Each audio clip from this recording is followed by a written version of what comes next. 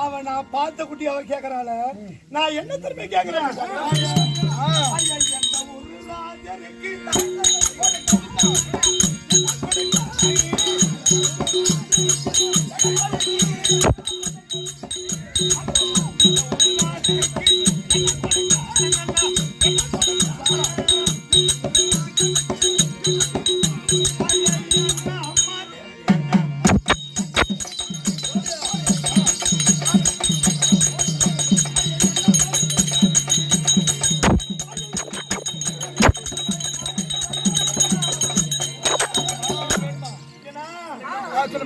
ஏன்னா அடிச்சுக்கு கல்யாணம் நீ பாப்பா சொல்ற